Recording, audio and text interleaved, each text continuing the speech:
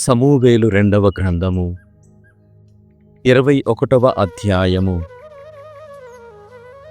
కరువు, సౌలు వంశీయుల బలి. దావీదు పరిపాలనా కాలమున 3 ఏండ్ల పాటు కాటకము సంభవించెను.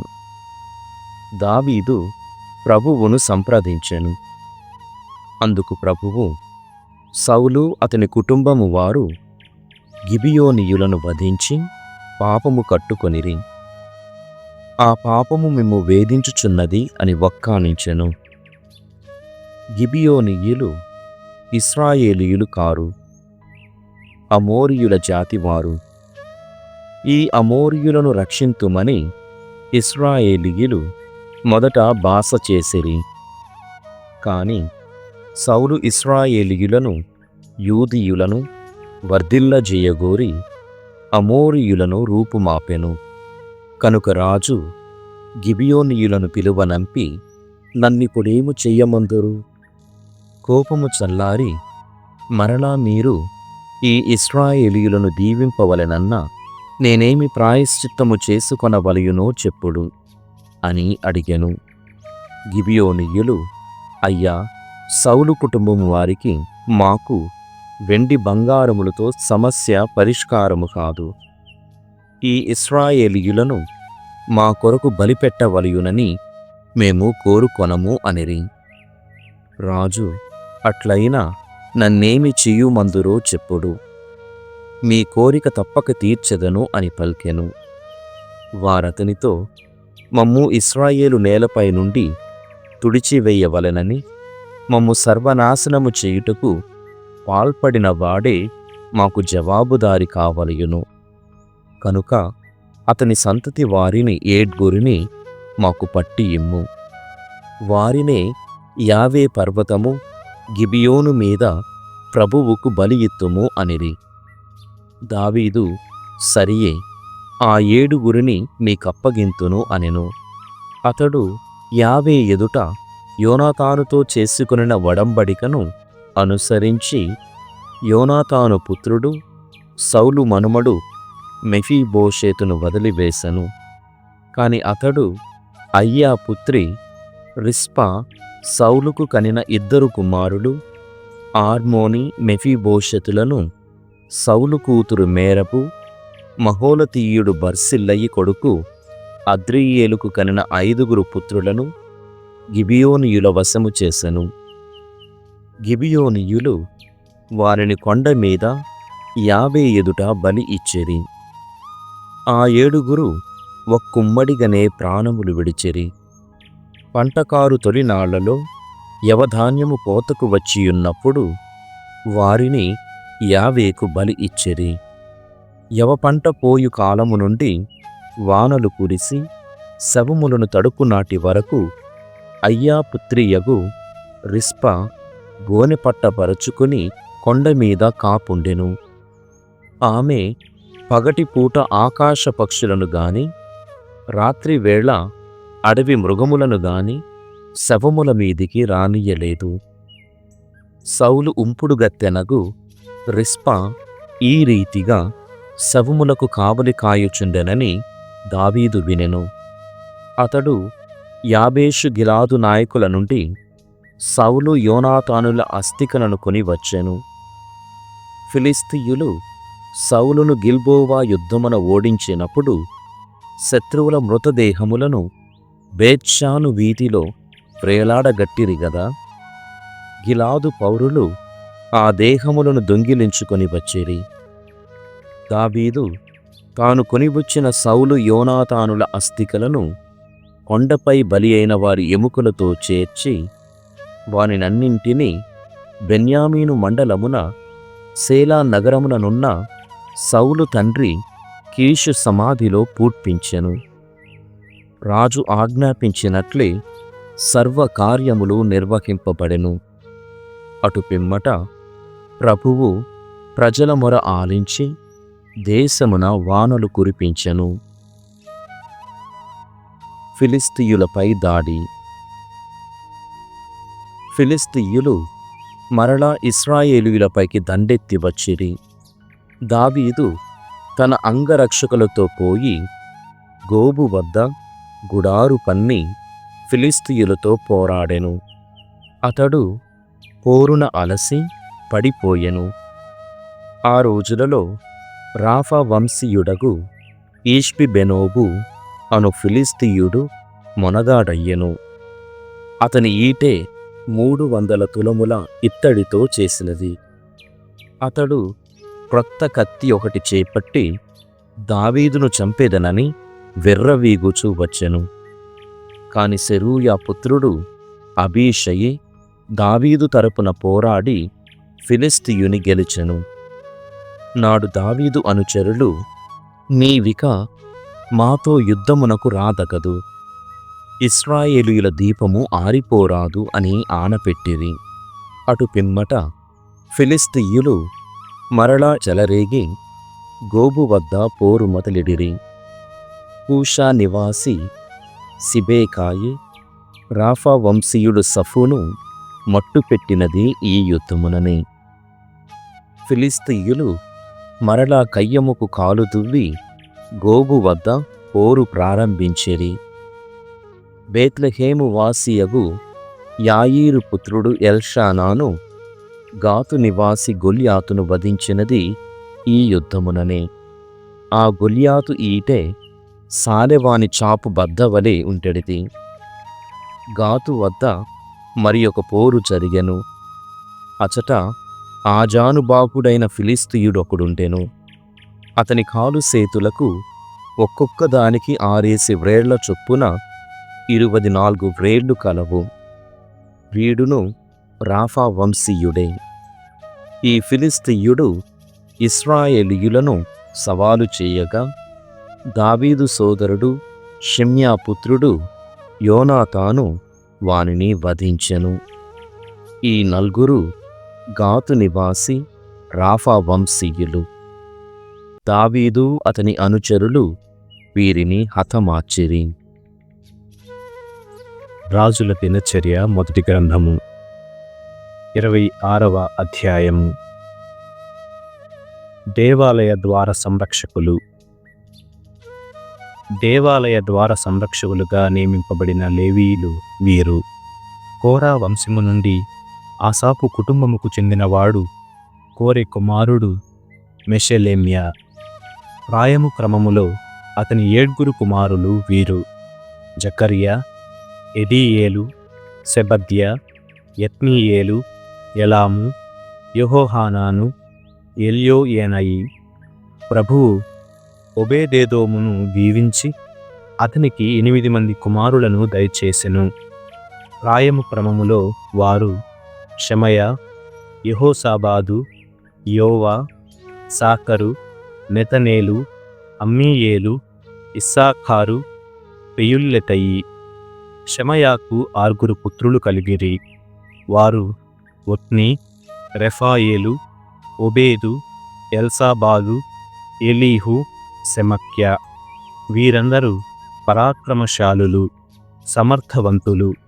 ఒబేదెదోము కుటుంబము నుండి దేవాలయ ద్వార సంరక్షణకు ఉపకరించిన వారు మొత్తము 62. మెష్లామ్యా కుటుంబము నుండి పనికి ఉపకరించిన వారు 18 మంది. మెరారీ సంతతికి చెందిన ఓసాకు 4 తనయులుండిరి. షిమ్రి జ్యేష్ఠుడు కాకపోయినా తండ్రి అతనిని నాయకుని చేసెను. మిగిలిన 3 హిల్కియా, తెబల్యా, జకర్యా. ఓసా కుటుంబము నుండి పనికి నియమింపబడిన వారు మొత్తము 13. దేవాలయ ద్వార సంరక్షకులను వారి వారి కుటుంబములను అనుసరించి కొన్ని బృందములుగా విభజించిరి. ఇతర లేవీయులకు వలనే వారికి దేవాలయమున పని నియమింపబడెను. చిన్న కుటుంబము, పెద్ద కుటుంబమను వ్యత్యాసము లేకుండా వారందరూ చీట్లు వేసుకొని ఏ ద్వారమును ఎవరు సంరక్షింపవలెనో నిర్ణయించుకొనిరి. షెలెమ్యాకు తూర్పు ద్వారము వచ్చెను. అతని కుమారుడు జకర్యా మంచి సలహాదారుడు. అతనికి ఉత్తర ద్వారము వచ్చెను. ఒబేదెదోముకు దక్షిణ ద్వారము, అతని కుమారులకు వస్తు సంభారములు ఉన్న గదులు వచ్చెను. షుప్పీము, హోసాలకు పడమటి ద్వారము, ఎగువ మార్గమున ఉన్న షెల్లేకేతు ద్వారము లభించెను. కాల నియమమును బట్టి ద్వార సంరక్షకులు మారుచుండిరి. తూర్పు ద్వారముకు రోజుకు 6 సంరక్షకులు, ఉత్తర ద్వారముకు 4, దక్షిణ ద్వారముకు 4, వస్తు సంభారములున్న 2 గదులకు ఒక్కొక్క దానిలో 2 కాపు ఉండిరి. పడమటి భవనమునకు 2, దాని చెంతనున్న మార్గముకు 4 కాపుండిరి. కోర మెరారి తెగలవారు దేవాలయ ద్వార సంరక్షకులుగా పనిచేసిన వైనమిది. దేవాలయమునందలి ఇతర కార్యములు. పైవారి బంధువులైన ఇతర లేవీయులు దేవాలయమునందలి కోశాగారమునకు దేవునికి నివేదింపబడిన కానుకలను భద్రపరచు గదులకు కాపుండిరి. గెర్షోము కుమారులలో ఒకడైన లదాను చాలా తెగలకు మూలకర్త. తన కుమారుడైన యెహీయేలు తెగకు ఇతడే మూలకర్త. యెహీయేలి 2 కుమారులు సేతాము, యోవేలు దేవాలయ కోశాగారముకు కాపుండిరి. అమ్రాము, ఇస్హారు, హెబ్రోను, ఉజ్జియేలు సంతతి వారికి పనులు ఒప్పగించిరి. మోషే మనుమడు గెర్షోము కుమారుడు షెబూవేలు దేవాలయ కోశాగారముకు ప్రధానాధికారి. గెర్షోము సోదరుడైన ఎలీయేసెరు ద్వారా అతడు షెలోమీతుకు చుట్టమయ్యను. షెలోమీతు తండ్రి సిక్రీ, అతనికి యోరాము, అతనికి యెషయా, అతనికి రెహబ్యా, అతనికి ఎలీయేసరు తండ్రులు. దావీదు, ఆయా కుటుంబముల నాయకులు, ఆయా తెగల నాయకులు, సైనికాధికారులు ప్రభువుకు అర్పించిన కానుకలపై షెలోమీతు మరియు అతని కుటుంబ సభ్యులు సంరక్షకులుగా నుండిరి. వారు యుద్ధమున దొరికిన కొల్ల సొమ్ములో కొంత భాగము కూడా దేవాలయముకు అర్పించిరి. సమూవేలు ప్రవక్త, సౌలు రాజు, నేరు కుమారుడైన అబ్నేరు, సెరూయా పుత్రుడైన యోవాబు మొదలైన వారు దేవాలయముకు అర్పించిన కానుకలకు కూడా షెలోమీతు మరియు అతని కుటుంబ సభ్యులే సంరక్షకులు. ఇస్హారు వంశజుల పనులివి. కెనన్య, అతని కుమారులకు దేవాలయముకు వెలుపలి పనులు అప్పగించిరి. వారు లేఖకులు, ప్రజల తగువులు తీర్చువారు. హెబ్రోను తెగ నుండి అషబ్యాను, అతని బంధువులు 1700 మందిని ఎన్నుకొనిరి.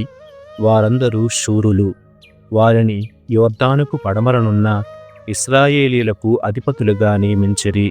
వారు ఆ ప్రజల మత ఆర్థిక సమస్యలను చక్కదిద్దిరి. ఏరీయా వారికందరికీ నాయకుడు. దావీదు పరిపాలనా కాలము 40వ ఏట హెబ్రోను తెగవారిని గూర్చి పరిశీలన చేయగా శూరులైన అతని అనుయాయులు కొందరు గిలాదునందలి యాసేరు మండలమున వసించుచున్నారని తెలియవచ్చెను.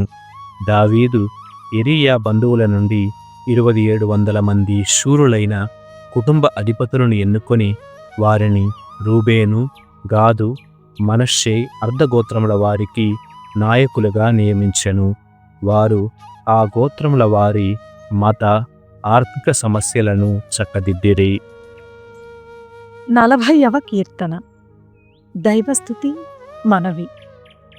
నేను గంపెడాసతో ఓర్పు వహించి ప్రభువు కొరకు కనిపెట్టుకొని ఉంటిని. ఎట్టకేలకతడు నా వైపు వంగి నా వేడుకోలును ఆలించెను. వినాశకరమైన గోతి నుండి, బురద గుంటల నుండి ఆయన నన్ను బయటికి లాగెను. నన్ను కొండ కొమ్మున నిలిపి నాకు భద్రత కల్పించెను. అతడు నాకు క్రొత్త పాటను నేర్పెను. అది ప్రభువును స్తుతించు పాట. ఈ ఉదంతము నెరిగి అనేకులు ప్రభువునకు భయపడుదురు, అతనిని విశ్వసింతురు. ప్రభువును నమ్ము నరుడు ధన్యుడు. దబ్బర దైవములను కొలుచు గర్వాత్ములతో చేతులు కలపని జనుడు భాగ్యవంతుడు. నా దేవుడవైన ప్రభువు, నీవు మా కొరకు పెక్కు సత్కార్యములు చేసితివి. మా మేలు కొరకు పెక్కు ఆలోచనలు తలపోసితివి. నీ వంటివాడు మరొకడు లేడు. నేను నీ ఉపకారములను వివరింపబూనినచు అవి నేను వర్ణింపగలిగిన దానికంటే ఎక్కువగా ఉండును. నీవు బలిని సమర్పణమును కోరలేదు, దహన బలిని పాప పరిహార బలిని అభిలషింపలేదు. కాని నీ మాటలను ఆలకించుటకు నాకు చెవులొసగితివి. అప్పుడంటిని, లేఖనములలో నన్ను గురించి వ్రాయబడినట్లు ఇదిగో నేను వచ్చియున్నాను. నీ చిత్తమును పాటించుటయే నాకు పరమానందము. నీ ధర్మశాస్త్రము నా ఎదలో పదిలముగా నిలిచియున్నది. భక్త సమాజమున నేను నీ రక్షణమును ప్రకటనము చేసి తిని. ప్రభూ, నీ కార్యమును నేను ఏనాడును విస్మరింపనని నీకు తెలియను. నీ రక్షణమును గూర్చిన శుభ సమాచారమును నేను పదిలముగా దాచియుంచలేదు. నీ నమ్మదగిన తనమును నీ సహాయమును నేనెల్ల వేళలా జనులకు తెలియచేయుచునే యుంటిని. నీ కరుణని గూర్చియు నీ విశ్వసనీయతను గూర్చియు నేను భక్త సమాజంలో చెప్పుచునే యుంటిని. కనుక ప్రభూ, నీవు ఏనాడును నా మీద ఎనలేని దయచూపకుండా ఉండజాలవు. నీ స్థిరమైన ప్రేమయు విశ్వసనీయతయు నన్ను సదా కాపాడును. నాకు లెక్కింపనలవిగాని ఆపదలు వాటిల్లినవి. నా పాపములు చీకటి వలె నన్ను క్రమ్ముకొనినవి. కనుక నేను కళ్ళు విప్పి చూడజాలకున్నాను. నా దోషములు నా తలమీది వెంట్రుకల కంటే ఎక్కువగానున్నవి. కావున నేను ధైర్యమును కోల్పోయితిని. ప్రభూ, నీవు నన్ను ఆదుకొనుటకు రమ్ము. నాకు సాయపడుటకు శీఘ్రమే రమ్ము. నా ప్రాణములు తీయజూచు వారెల్లరూ అవమానమున మునిగి అపజయము పొందుదురుగాక. నా కీడును చూచి ఆనందించు వారెల్లరూ సిగ్గుపడి వెనుదిరుగుదురుగాక. నన్ను అహహా అని ఎగతాళి చేయువారు తలవంపులు తెచ్చుకొని భీతిల్లుదురుగాక. కాని నీ చెంతకు వచ్చువారందరూ పరమానందము చెందుదురుగాక. నీ రక్షణమును అభిలషించువారు అందరును ప్రభువు మహాఘనుడని ఎల్లవేళలా వాకుందురుగాక. ప్రభూ, నేను దరిద్రుడను, దీనుడను. నీవు నన్ను జ్ఞప్తి అందుంచుకొనుము. నాకు సహాయుడవును రక్షకుడవును నీవే. కనుక ప్రభూ, జాగు చేయక నన్ను ఆదుకొనుము.